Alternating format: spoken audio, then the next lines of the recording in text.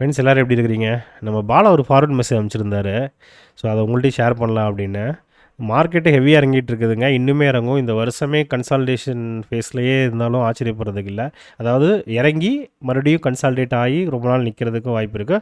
அடுத்த வருஷம் கூட சான்சஸ் இருக்குது. அப்படி தாங்க ஒர்க் ஆகும் மார்க்கெட்டு. ஏன்னா ரொம்ப ஈஸியாக இருந்துச்சுன்னா இங்கே எல்லாருமே பணம் பண்ணிட முடியும். கரெக்டுங்களா?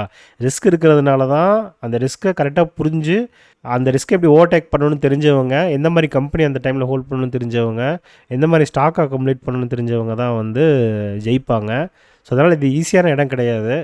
ரொம்ப ரொம்ப கஷ்டமான இடம். ஏன்னா மாதம் மாதம் சம்பாரித்து சேர்த்த காசை போட்டு அது டெய்லி 3% 4% இறங்குறத பார்த்தா வலிக்கு தான் செய்யும். எனக்குமே வலிக்குது.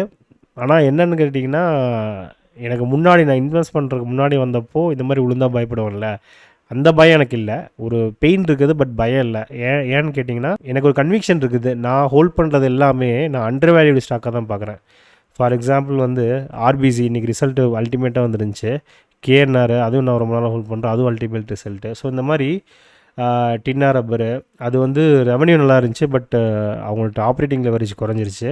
பட் ஓவர் கம் பண்ணுவாங்கன்னு நினைக்கிறேன். அதுக்கப்புறம் எது பார்த்தோம், சுஸ்லான் பார்த்தோம், அலைட் டிஜிட்டல் பார்த்தோம். கேஆர்என் ஹீட் எக்ஸ்சேஞ்சர்லாம் அதிக பி கரெக்டுங்களா? அது ஏன் அண்டர் வேல்யூட் அப்படிங்கிறேன்னா, கரண்ட் பி வச்சு ஒரு ஸ்டாக்கோட இதை வந்து சொல்ல முடியாதுங்க. இது வந்து ஹைலி ஓவர் வேல்யூடா இல்லை அண்டர் வேல்யூடா அப்படின்னு. அதோட ஃபியூச்சர் பொட்டன்ஷியல் வச்சு மட்டும்தான் அது சொல்ல முடியும். இப்போ இருந்து FY27க்கு நான் பார்த்தேன் அப்படின்னா, நான் வச்சுருக்க ஸ்டாக் எல்லாமே அண்டர் வேல்யூ ஸ்டாக்கு. அதில் ரொம்ப ரொம்ப ஹைலி அண்டர் வேல்யூ ஸ்டாக்குன்னா அதில் சில ஸ்டாக் வரும். அதில் இன்றைக்கி நம்ம டிஸ்கஸ் பண்ண போகிற ஸ்டாக்கு ஒன்று. தொடர்ந்து வீடியோவை பாருங்கள், ஒவ்வொரு இன்ஃபர்மேஷனும் பாருங்கள். இது ஏன் முக்கியம் அப்படின்னா, கன்விக்ஷன் வரணுங்க. கன்விக்ஷன் வந்தால் மட்டும்தான் நீங்கள் அதை ஹோல்ட் பண்ணுவீங்க. இறங்குனா பயப்படாமல் ஆவரேஜ் பண்ணுவீங்க. அதாவது இருக்கிற காசு இருக்கிறப்ப ஆட் பண்ணுவீங்க. கன்விக்ஷன் இல்லைன்னா டவுட் வந்துடும். கன்விக்ஷன் எங்கே வரும்னா டேட்டாவில் தான் வரும், நம்ம படிக்கிறதுல வரும். நான் உங்களுக்கு சிம்பிளிஃபை பண்ணி சொல்கிறேன். சில விஷயம்லாம் நான் ஒரு ஓவர் சிம்பிளிஃபை பண்ணி சொல்கிறேன். ஏன்னா நிறைய டேட்டாவை பற்றி பேசினா ரொம்ப ராவாக இருக்கும். நான் உங்களுக்கு சிம்பிளிஃபை பண்ணி தான் சொல்கிறேன் இன்ஃபர்மேஷனை. நீங்கள் அதை மட்டும் ஃபுல்லாக பாருங்கள். கன்விக்ஷன் கிடைச்சா மட்டும்தான் நான் திரும்பவும் சொல்கிறேன், உங்களால் ஹோல்ட் பண்ண முடியும், ஆட் பண்ணவும் முடியும். இல்லாட்டினா பயம் வந்துடுங்க. உங்களுக்கு யூஸ்ஃபுல்லாக இருக்குன்னு சொல்லி தான் நான் பண்ணுறேன். நான் டெய்லியும் ஏதாவது பண்ணணுங்கிறது என்னோடய ஆசை. பட் மந்த்லி சேலரிடு பர்சன் நான். பாருங்கள், இப்போயே பாருங்கள், மணி 11:06. ஸோ கிடைக்கிற டைமில் தான் பண்ண முடியுது. இன்றைக்கி நான் கொஞ்சம் இந்த ஸ்டாக்கை ஆட் பண்ண முன்னாடியே இருந்துச்சு, நான் இன்றைக்கி கொஞ்சம் வாங்கினேன். ஸோ இந்த ஸ்டாக்கை பற்றி நான் உங்கள்கிட்ட சொல்லலாம் அப்படின்னு. இந்த ஸ்டாக்கோட பேர் வந்து, இந்த கம்பெனியோட பேர் வந்து பார்த்திங்கன்னா ட்ரான்ஸ்ரெயில் லைட்டிங்கு. இவங்க என்ன பண்ணுறாங்கிறத நம்ம நோட்ஸில் பார்த்துடலாம். ஸோ இவங்க 40 இயர்ஸாக இந்த பிஸ்னஸில் இருக்கிறாங்க. இவங்க வந்து EPPC, அதாவது இன்ஜினியரிங் ப்ரொக்யூர்மெண்ட் அண்ட் கன்ஸ்ட்ரக்ஷன் கம்பெனிங்க. ஓகேங்களா? ஸோ இவங்க பிளானிங்லேருந்து ஸ்க்ராட்ச்லேருந்து ஸ்டார்ட் பண்ணி அது முடிகிற வரைக்கும் எல்லாமே பார்க்குறவங்க. ஓகேங்களா? எண்ட் டு எண்ட் பார்க்குறவங்க தான் EPC அப்படிம்பாங்க. டர்ன்கி ப்ராஜெக்ட்னு கேள்விப்பட்டிருக்கீங்க இல்லையா? இவங்க வந்து இந்த லேட்டஸ்ட் ஸ்ட்ரக்சரு, அதாவது இந்த டிரான்ஸ்மிஷன் லைன் இருக்குது பார்த்தீங்களா, அதான் இவங்க சிம்பிளிஃபைடாக ஒரு ஒரு சின்னதாக டயக்ராம் கொடுத்துருந்தாங்க அவங்க வெப்சைட்டில். ஸோ இங்கே பார்த்தீங்கன்னா தெரியும், இந்த ஏரோ மார்க் வந்திருக்கு இல்லையா, இது வந்து டிரான்ஸ்மிஷன் அண்ட் டிஸ்ட்ரிபியூஷனு. இந்த TDயில் தான் அவங்களுக்கு ஆக்சுவலாக 90% ரெவன்யூ வருது. அப்புறம் இந்த மாதிரி பிரிட்ஜ் இதெல்லாம் சிவில் கன்ஸ்ட்ரக்ஷன் ஒர்க்கும் பண்ணுறாங்க. இது வந்து இந்த டிரான்ஸ்ஃபார்மர்லேயே வர சப்ஸ்டேஷன்ஸு. ரயில்வேஸ்லேயே இருக்கிறாங்க. ரயில்வேஸில் தான் ஸ்டார்ட் பண்ணாங்க. போல் அண்ட் லைட்டிங்கு, இப்போ நம்ம அந்த ஹைவேல போகிறப்பெல்லாம் அந்த லைட் இருக்கும்ல சென்டரில், ஸோ அதுவும் பண்ணிகிட்டு இருக்கிறாங்க. இவங்களோட Q3 FY25 ரிசல்ட் பாருங்கள். 62% வந்து year on year sales growth இருக்குது. எபிட்டா வந்து 86%, நெட் ப்ராஃபிட் வந்து 92%. EPS வந்து ரெட்டில் இருக்குது அப்படின்னு நீங்கள் நினைக்காதீங்க. போன வருஷம் எண்டில் தான் வந்து IPO உள்ளே வந்தாங்க இல்லைங்களா? ஸோ ஆப்வியஸாக ஷேர்ஸ் எல்லாம் அதிகமாக இருக்கும் இவங்க வந்து IPO விட்டதுனால. ஸோ ஷேர் அதிகமான என்ன ஆகும், என்னைக்கு பெர் ஷேரும் அடி வாங்கும். ஸோ ப்ராஃபிட் பார்த்திங்கன்னா உங்களுக்கு 90%க்கு மேலே ப்ராஃபிட் 92% கொடுத்துருக்குறாங்க இல்லைங்களா? ஸோ அடுத்து வந்து ப்ராஜெக்ட்ஸ் அண்ட் மேனேஜ்மெண்ட் போயிடலாம். ஸோ இதெல்லாம் அவங்களோட ப்ராஜெக்ட்டுங்க, ஒர்க் பண்ணியிருக்கிற ப்ராஜெக்ட்டு. இவங்க இந்த யதாதிரியில் இவங்க பண்ண அந்த கூலிங் டவரு, அப்புறம் அந்த ரிவர் பிரிட்ஜ் பண்ணியிருக்கிறது, ரயில்வே ஒர்க்கு, இந்த இந்த டிரான்ஸ்மிஷன் டவர் ஒர்க்கு, இதெல்லாமே இங்கே இமேஜில் போட்டுடுறாங்க. இது அவங்களோட பிளான்ட் இருக்குது பார்த்தீங்களா, அந்த பிளான்ட்டோட ஒவ்வொரு இடத்துல ஒவ்வொரு லொக்கேஷன் 4 லொக்கேஷனோட ஃபோட்டோ போட்டுருக்குறாங்க. ஸோ அவங்களோட பிளான்ட் இது வந்து மேனேஜ்மெண்ட் டீமுங்க. இந்த மேனேஜ்மெண்ட் டீமில் நான் இவரோட இன்ஃபர்மேஷன் மட்டும் லிங்க்டின்ல பார்த்தேன். ஸோ இவர் தாங்க MD அண்ட் CEO இப்போ கரண்ட்டாக இருக்கிறவர். இவரோட எக்ஸ்பீரியன்ஸ் பார்த்தா பயங்கர ஃபினாமினலாக இருக்குங்க. இவர் இந்த DCM இதில் ஆரம்பித்து MRFலேருந்து குட் இயர் இதுக்கு போயிட்டு, அப்புறம் ஏர்டெல்லுக்கு வந்துட்டு, சியட்டு, ரிலையன்ஸ் கம்யூனிகேஷன்லேயும் நடுவில் வந்துருக்கிறாரு. சிஎட்டு, அப்புறம் கேஇசிங்க. கேஇசியுமே பார்த்தீங்கன்னா கிட்டத்தட்ட இபிசி தான், ஓகேங்களா. ஸோ அந்த கம்பெனிலேருந்து இது ஒரு நல்ல கம்பெனி தான். இந்த கம்பெனிலேருந்து இவர் இங்கே ட்ரான்ஸ்ஃபரில் வந்துருக்கிறாரு. ஸோ இந்த ப்ரொஃபைல் பார்க்குறப்போ வந்து ஒரு டிசர்வ்டான பர்சன் தான் எம்டியாக இருக்கிற மாதிரி எனக்கு தோணுச்சு. அடுத்து வந்து ஆர்டர் புக் போயிடலாங்க. ரொம்ப இம்பார்ட்டண்டான ஏரியா. ஸோ இது வந்து இன்றைக்கி அவங்க விட்டுருந்த இன்ஃபர்மேஷனு. கீழே பார்த்தீங்கன்னா அன்எக்ஸிக்யூட்டிவ் ஆர்டர் புக் வந்து 15,643 crore மேலே இருக்குது.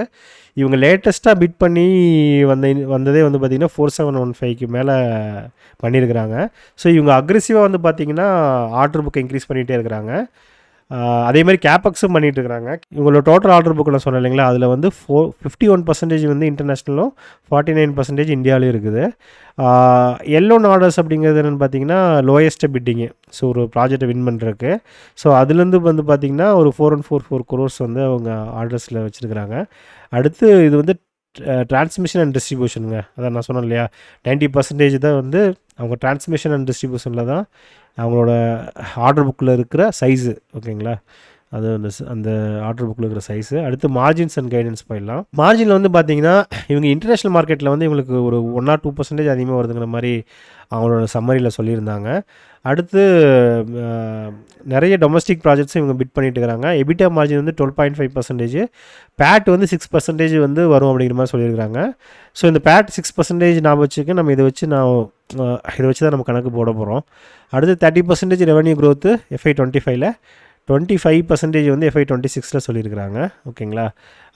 கிரெடிட் ரேட்டிங்கு இந்த கிறிசில் இந்த மாதிரி கம்பெனியோட அந்த ஃபினான்ஷியல் தன்மையை பொறுத்து அவங்களுக்கு வந்து கிரெடிட் ரேட்டிங் கொடுப்பாங்க, ஓகேங்களா. இப்போ நமக்கு எப்படி சிபில் ஸ்கோர் இருக்குது அந்த மாதிரி கம்பெனிக்கு கிரெடிட் ரேட்டிங் கொடுப்பாங்க. ஸோ அதில் வந்து பார்த்திங்கன்னா கிறிசில் வந்து இவங்களுக்கு A+ ஸ்டேபிள் கொடுத்துருக்குறாங்க. A பாசிட்டிவ்லேருந்து அப்கிரேட் பண்ணியிருக்கிறாங்க அவங்க, ஓகேங்களா. ஸோ இது வந்து ஜான் லேட்டஸ்ட் டேட்டா தான். என்னோடய வியூ வந்து பார்க்குறதுக்கு முன்னாடி நான் ஒரு சில டிஸ்க்ளைமர் சொல்லிடுறேன் உங்களுக்கு. எப்பயுமே வந்து பார்த்திங்கன்னா இது பை செல் ரெக்கமெண்டேஷன் கிடையாது. ஸோ என்னோடது வந்து உங்களுக்கு இன்ஃபர்மேஷன் தான். இந்த கம்பெனி எத்தனை வருஷமாக இருக்குது, என்னென்ன ஒர்க் பண்ணிகிட்டு இருக்கிறாங்க, உங்களுக்கு மேனேஜ்மெண்ட் யார், ஆர்டர் புக் என்ன அப்படிங்கிறத இந்த மாதிரியான இன்ஃபர்மேஷன் கொடுக்குறது, கைடன்ஸ் என்ன இருந்துச்சுன்னா கைடன்ஸ் என்னன்னு கொடுக்குறது. ஸோ அதை பார்த்துட்டு நீங்கள் உங்களோட டிசிஷன் எடுக்கணும். நீங்கள் போங்க, அவங்க வெப்சைட் போங்க, இந்த இந்த இருக்கிற எல்லா லிங்க்கும் போங்க. இன்வெஸ்ட் ரிலேஷன்ஸில் தான் நான் மெயினாக நிறைய இன்ஃபர்மேஷன் பார்ப்பேன். இது எல்லாமே போங்க. அடுத்து பிஸ்னஸ் நீங்கள் ஒவ்வொரு லிங்காக கிளிக் பண்ணி பாருங்கள். இந்த மாதிரி என்னென்ன ப்ராஜெக்டில் அவங்க ஒர்க் பண்ணுறாங்க. டேட்டா வந்து அவங்க மேனேஜ்மெண்ட் சொன்னதை பொறுத்த எல்லாரோட டேட்டாவும் இருக்குது. நான் சொல்கிற டேட்டா எல்லாம் குவார்டர்லி ரிசல்ட்ஸை நீங்கள் எப்பயுமே ட்ராக் பண்ணுங்கள். ஏன்னா இப்போ பார்த்தீங்கன்னா 30%, அப்புறம் ஒரு 25% வந்து இவங்க கைடன்ஸாக சொல்லியிருக்கிறாங்க இல்லையா. அதுக்கு நம்ம என்ன பண்ணணும், குவார்டர்லி ட்ராக் பண்ணணும். ஒன்றும் இல்லைங்க, நீங்கள் பிஎஸ்சி கேலண்டர் போங்க. நீங்கள் பிஎஸ்சி வெப்சைட்டில் பிஎஸ்சி கேலண்டர் இருக்கும், கரெக்டுங்களா. அதில் போனீங்கன்னா உங்கள் கம்பெனியோட ரிசல்ட் எப்போ வருங்கிறது தெரிஞ்சுக்கலாம். ஸோ ஒரு நான் வந்து இந்த கூகுள் கேலண்டரில் வந்து நான் இது வச்சுக்குவேன், ஒரு நோட்டிஃபிகேஷன் வச்சுக்குவேன். ஸோ நான் போகிறப்போ போய் பார்த்துக்குவேன், ஓகேங்களா. ஸோ இல்லாட்டினா நீங்கள் ஸ்க்ரீனரில் வந்து நீங்கள் அலர்ட்ஸ் கூட செட் பண்ணலாம். அதே மாதிரி மேனேஜ்மெண்ட் வந்து நல்லா பண்ணல அப்படின்னா உங்களுக்கு வந்து அவங்க ஏதாவது ஹெட்விண்ட் இருக்குது, ஒரு சின்ன ஆப்ஸ்டக்கிள் இருக்குது அப்படின்னா மட்டும் நீங்கள் ஓகேன்னு கன்சிடர். இப்போ டின்னாரப்பர் கேஸில் எனக்கு என்னமோ ரெவன்யூவில் அடி வாங்கலை, ஆப்ரேட்டிங் லெவரேஜ் போயிருக்குது. ஸோ அதை நான் மறுபடியும் கொஞ்சம் அசஸ் பண்ணுவேன் சுச்சுவேஷனை. இப்போதைக்கு ஆவரேஜ் பண்ணி வச்சுருக்கிறேன்.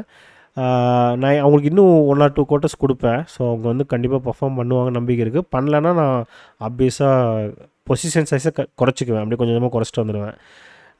ஸோ ஜெனரலாக நான் தான் பண்ணுவேன். ஸோ நீங்களும் வந்து பார்த்தீங்கன்னா இது எப்படின்னா, நீங்கள் நல்லா வேலை செய்கிறாங்களா அவங்களுக்கு நிறைய சம்பளம் கொடுங்க. ஓரளவுக்கு சுமாராக வேலை செய்கிறவனா நீங்கள் ஒன்றா அனுப்பிச்சிடுவீங்க, இல்லைன்னா கம்மியாக சம்பளம் கொடுப்பீங்களே, அதே கணக்கு தான். நீங்கள் ஒரு தொழில் செஞ்சீங்கன்னா நான் உதாரணத்தை சொல்கிறேன். உங்கள் போர்ட்ஃபோலியோவில் உங்களை நல்லா பர்ஃபார்ம் பண்ணுற ஒரு கம்பெனி, நல்லா ப்ரொமோட்டர், நல்லா எக்ஸிக்யூட் பண்ணிட்டு இருக்கிறவருக்கு ரிவார்டு அதிகமாக பண்ணுங்கள். அதிகமாக உளுந்தாண்டு போயெல்லாம் ஆவரேஜ் பண்ணாதீங்க. அது ஒரு தப்பான வழி. அது யார் சொல்லி கொடுத்தானே தெரில, உளுந்தா ஆவரேஜ் பண்ணணும் அப்படின்னு. ஒரு உதாரணத்தை சொல்கிறது வந்து டாட்டா மோட்டர் நான் நிறைய வீடியோ பார்க்குறேன். டாட்டா மோட்டர்ஸை நான் ஆவரேஜ் பண்ணுறேன்னு சொல்லிட்டு இருக்கிறாங்க. எனக்கு புரியவே இல்லைங்க. 3% க்ரோத்துங்க, 3% க்ரோ ஆகிட்டு இருக்கிறாங்க. ஒரு நல்ல ஸ்ட்ராட்டஜி போட்டாங்க. அந்த நெக்ஸான்லாம் வந்தப்போ பார்த்தீங்கன்னா நிறைய லைனப் வந்து நிறைய போனாங்க. அப்போ வந்து மேக் சென்ஸு, ஓகேங்களா. ஏன்னா அப்போ அவங்க ரன்னிங் ரேஸில் இருக்கிறாங்க, ஒரு அக்ரெசிவாக இருந்தாங்க. இப்போ வந்து பார்த்திங்கன்னா சில கோட்டரா அவங்க வந்து ஒரு மாதிரி சேச்சுரேட் ஆன மாதிரி இருக்கிறாங்க, ஒரு புது ஐடியா இல்லை. இப்போ வந்து குவார்ட்டர் ரிசல்ட் வந்து பார்த்திங்கன்னா இயர் ஆன் இயர் வந்து 3% ரிசல்ட்டு. நீங்கள் இயர் ஆன் இயருக்கு 3% க்ரோ ஆகிற கம்பெனியில் நீங்கள் எப்படி ஆவரேஜ் பண்ணுறீங்கன்னு எனக்கு புரியல. ஸோ ஒஸ்ட்டு கேஸுக்கு நீங்கள் 5% ரிட்டர்ன் கொடுக்குறானே போடுங்களேன், உங்களுக்கு மணி டபுள் ஆருக்கு வந்து 13-14 வருஷத்துக்கு மேலே ஆகலாம். கரெக்டுங்களா? அதே பி இருந்துச்சு அப்படின்னா, பி ரீரேட் ஆச்சுன்னா ஓகே. ஸோ இப்போ இருக்கிற பிஇலேருந்து 15 போகுதுன்னா ஏன்னா இன்னும் கொஞ்சம் குறையும், இயர்ஸ் குறையும்.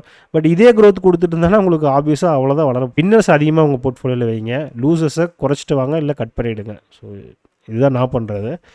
ஸோ ஸ்டாப் லாஸ் இஎம்ஏ இப்போ உங்களுக்கு நான் சிலது வந்து ஸ்டாப் லாஸ் வைப்பேன். எப்படின்னு பார்த்தீங்கன்னா, அதாவது 200 டே மூவிங் ஆவரேஜ் இருக்குது பார்த்தீங்களா, அந்த மூவிங் ஆவரேஜை கட் பண்ணிவிட்டு இறங்கணும் அப்படின்னா நான் ஸ்டாப் லாஸ் வச்சுக்குவேன். ஓகேங்களா? சில டைம் நான் ஃப்ளாட்டாக 20% வைப்பேன், சில டைம் 200 மூவிங் ஆவரேஜ் வைப்பேன். அது டிபெண்ட்ஸ் ஆன் எனக்கு அந்த கம்பெனி அந்த சுச்சுவேஷனை பொறுத்து. எதனால அப்படின்னா, நான் அந்த பணத்தை எடுத்து மறுபடியும் வேற எங்கேயும் இன்வெஸ்ட் பண்ண மாட்டேன். அதே தான் வாங்குவேன். அதாவது க்ரோத் கரெக்டாக இருக்குது, மேனேஜ்மெண்ட் அவங்க சொன்ன பாத்தில் போயிட்டு இருக்கிறாங்கன்னு எனக்கு தெரியுது. பட் இப்போ இருக்கிற மார்க்கெட் மாதிரி யாரோ ஒருத்தவங்க வந்து mid cap small cap over வேலைன்னு சொன்னதுக்கப்புறம் போட்டு குப்புன்னு கும்புறாங்களா அந்த மாதிரி. ஏன்னா நிறைய ரீட்டைல் பார்ட்டிசிபேட் பண்ணிட்டாங்க, கண்ணா பின்னான்னு வாங்குறாங்க, விற்கிறாங்க, தேவையில்லாம ப்ரோக்கரேஜ் கட்டிட்டு தான் உட்காந்துருக்குறாங்க. ஸோ அந்த மாதிரி கேஸில் பயங்கரமாக பேனிக்கில் செல் பண்ணுறப்ப நான் என்ன பண்ணுவேன்னு பார்த்தீங்கன்னா, கொஞ்சம் மறுபடியும் ஒரு கன்சால்டேட் ஃபேஸ் உங்களுக்கு தெரியும். இந்த இடத்துல வந்து ஒரு இடத்துல வந்து பாட்டம் அவுட் ஆகும், அந்த இடத்துல போய் நான் அதே பணத்தை மறுபடியும் போட்டு வாங்குவேன். ஓகேங்களா? எனக்கு 2 யூஸு. இன்னும் கொஞ்சம் நான் கீழே பிடிப்பேன். ஏன்னா 200 இஎம்ஐயில் கட் பண்ணான்னா அது ஒரு பெரிய விஷயம். பொதுவாகவே பண்ண ரேரு. பட் பியர் மார்க்கெட்டில் எல்லாமே கட் ஆகும். ஸோ அந்த டைமில் நான் வந்து இந்த ஸ்ட்ராட்டஜியை ஃபாலோ பண்ணிக்குவேன். நீங்கள் அதிகமான ஸ்டாக்கு வாங்குவீங்க கீழே வாங்கினீங்கன்னா, ரெண்டாவது டேக்ஸ் இருக்குது பார்த்தீங்களா, டேக்ஸ் ஹார்வெஸ்ட்டுக்கும் எனக்கு யூஸ் ஆகும். நான் லாஸ்ட் புக் பண்ண மாதிரி காட்டிக்குவேன். அதாவது அடுத்த நாள் தான் வாங்குவேன், அன்றைக்கே வாங்க மாட்டேன். அடுத்த நாள் வாங்குவேன், இல்லாட்டினா நான் சொன்ன மாதிரி பாட்டம் அவுட்டோ கன்சாலிடேட் ஆகிறப்போ வாங்கிடுவேன். அதே மாதிரி பிஇங்க, ஒரு கம்பெனிக்கு 2 பிஇ இருக்குது எப்பயுமே வச்சுக்கோங்க. புல் மார்க்கெட் பிஇ இருக்குது, பியர் மார்க்கெட் பிஇ இருக்குது. ஓகேங்களா? அதை யோசிச்சு பாருங்கள். நான் இப்போ 30 கொடுக்குறேன், எனக்கு தெரிஞ்சு அது ஒரு கன்சர்வேட்டிவ். நான் பியரும் சொல்ல மாட்டேன், புல்லும் சொல்ல மாட்டேன். பட் ஒரு கம்பெனி வந்து கண்ணாபின்னான்னு இப்போ டின்னா ரப்பருக்கெல்லாம் பார்த்திங்கன்னா ஏகப்பட்ட பிஇ கொடுத்தாங்க. ஓகேங்களா? எனக்கு அப்பயே டவுட், இந்த கம்பெனிக்கு வந்து இவ்வளோ பிஇலாம் கொடுக்கக்கூடாது அப்படின்னு. இப்போது பிஜி எலக்ட்ரா ப்ளஸ்ட்டுக்கோ டிக்ஸானுக்கோ கொடுத்தாங்கன்னா அது வேறு கணக்கு. பட் இதுக்கெல்லாம் ரொம்ப ஜாஸ்தி கொடுத்தாங்க. ஸோ அந்த புல் மார்க்கெட்டில் வந்து பிஇ வந்து என்ன பிஇ வாங்கலாம் அப்படிங்கிற மாதிரி போவாங்க. பியர் மார்க்கெட்டில் 10 பிஇ கூட பத்தாதுங்கிற மாதிரி போட்டு அடிப்பாங்க. ஸோ 2 பிஇ இருக்குது. நீங்கள் 2 பிஇ மைண்டில் வச்சு எப்பயுமே கால்குலேட் பண்ணுங்கள். நான் வந்து கன்சர்வேட்டிவ் இதுக்கு எடுத்துருக்கிறேன். ஓகேங்களா? ஏன்னா இது ஆல்ரெடி வந்து அண்டர் வேல்யூடு தான். ஸோ இவங்க இப்போ வந்து FY24 4,077 crore சேல்ஸ் பண்ணியிருக்கிறாங்க.